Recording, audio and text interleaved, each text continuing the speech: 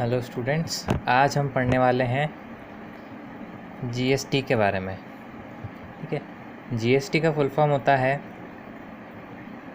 Goods and service tax. ठीक है, जब हम अकाउंटिंग करते हैं तो हमें ये पता जब भी आप अकाउंटिंग करने जाएंगे ये आपके सामने ज़रूर आएगा गुड्स एंड सर्विस टैक्स, क्योंकि ये हर जगह यूज़ होता है। ठीक है, तो गुड्स एंड सर्विस टैक्स की हम जब बात करें तो ये एक टाइप का इनडायरेक्ट टैक्स है जो इनडायरेक्टली कस्टमर से लिया जाता है।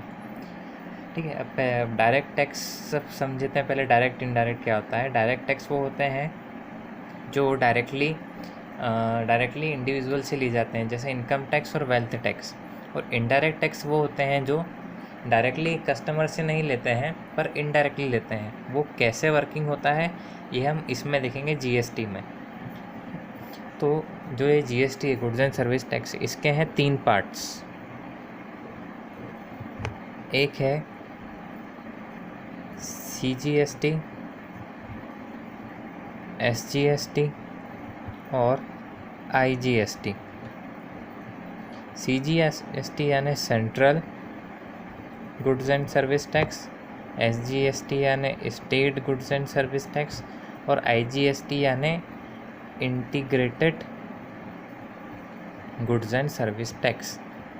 अब ये कहाँ कहाँ पे लगता है। सीजीएसटी और एसजीएसटी आपने बिल्स में देखा होगा लगते हुए, और आईजीएसटी शायद किसी ने देखा हो, जिनका बिजनेस हो वो ज़्यादा अच्छे समझ पाएंगे। तो सीजीएसटी एसजीएसटी लगता है विद इन स्टेट।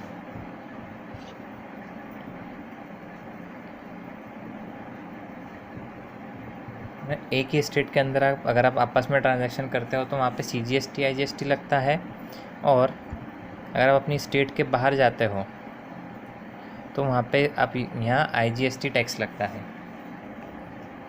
यहाँ ट्रांजैक्शन यानी कि आप परचेज सेल करते हो। अगर आप with in state purchase sale करोगे तो सीजीएसटी एसजीएसटी लगेगा।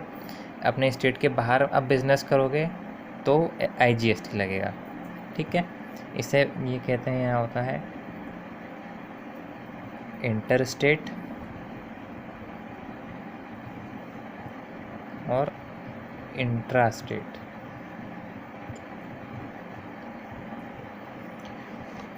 अब नेक्स्ट है इसका कैलकुलेशन हम कैसे करें। तो इसकी कैलकुलेशन की वर्किंग देखते हैं हम। मानो एक है मैन्युफैक्चरर, ठीक है, वो देता है अपना सामान होलसेलर को, होलसेलर देता है रिटेलर को, और रिटेलर देता है कंज्यूमर को।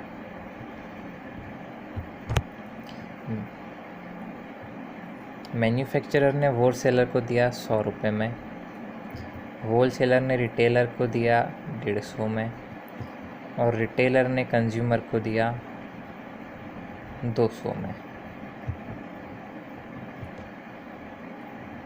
ठीक है, अब मानो टैक्स का रेट है 10%। ठीक है, तो मैन्युफैक्चरर होलसेलर से लेगा 10 रुपये, होलसेलर रिटेलर से लेगा 15 रुपये, और रिटेलर कंज्यूमर से लेगा 20 रुपये। यानी ये टोटल ये लेगा 110, ये लेगा 165 और ये लेगा 220। ये समझ में आया। अब आगे देखना, ये तो इन्होंने अब पैसे ले लिए। अब जो ये पैसे हैं इन्हें देना है किसको?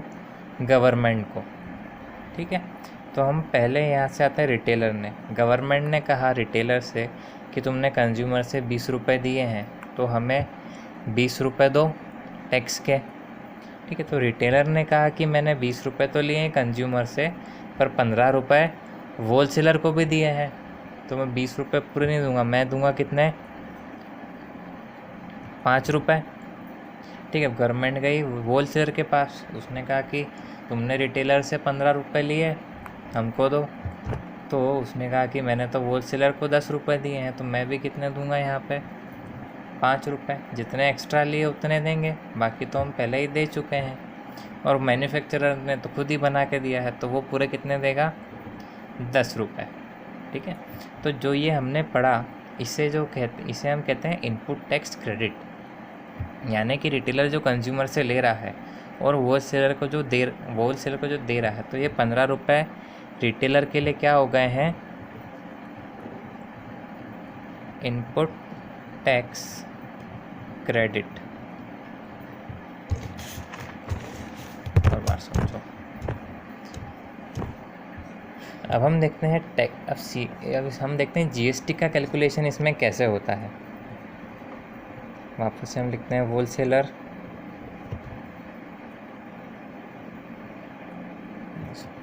यहाँ आएगा मैन्युफैक्चरर,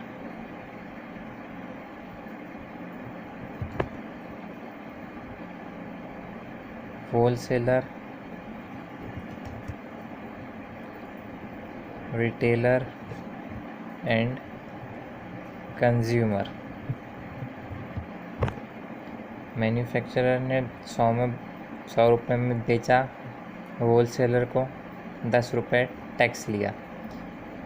ठीक, अब अगर इंटर स्टेट है, यानी कि ये भी एमपी का है और ये भी एमपी का है, तो ये टैक्स में लेगा 10 रुपये में CGST SGST।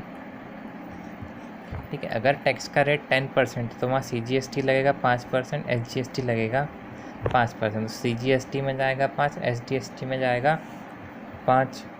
वैसे ही होलसेलर ने 150 में बेचा था, 15 टैक्स लिया था। अब मानो रिटेलर कहाँ का है, बाहर का है, वो है मानो महाराष्ट्र का। ठीक है, तो ये जो 15 रुपये हैं ये आएंगे IGST में। तो इसने IGST लिया है कितना, 15, और CGST SGST दिया है 10। अब इसने 200 में कंज्यूमर को बेचा। कंज्यूमर भी कहाँ का है, महाराष्ट्र का है, तो 20। तो यहाँ लगेगा क्या, विद इन स्टेट है तो CGST और SGST 10। ठीक है, अब हम करेंगे टैक्स किसको कितना देना है। तो होता है कि जो भी टोटल टैक्स देता है उसमें से इन्होंने जो टैक्स दिया है वो हम लेस करते हैं। CGST 10 है, SGST 10 है, तो यहाँ IGST हम कम कर देंगे। दोनों का टोटल 20, उसमें से हम कम कर देंगे कितने, 15। तो 20 में से 15 गए, बचे 5। अब इसको पेमेंट करना है तो ये CGST पेमेंट करेगा, SGST पेमेंट करेगा। 5 का आधा आधा, 2.5 और 2.5। वैसे ही अगर यहाँ IGST 15 है तो IGST में इन दोनों का सेट ऑफ आएगा, इनपुट टैक्स क्रेडिट मिलेगा 10 का, और ये IGST में पेड करेगा 5 रुपीज़। ठीक है, तो ऐसे वर्क करता है हमारा GST। अब इसकी हम अकाउंटिंग एंट्री कैसे करना है वो हम देखेंगे नेक्स्ट लेक्चर में।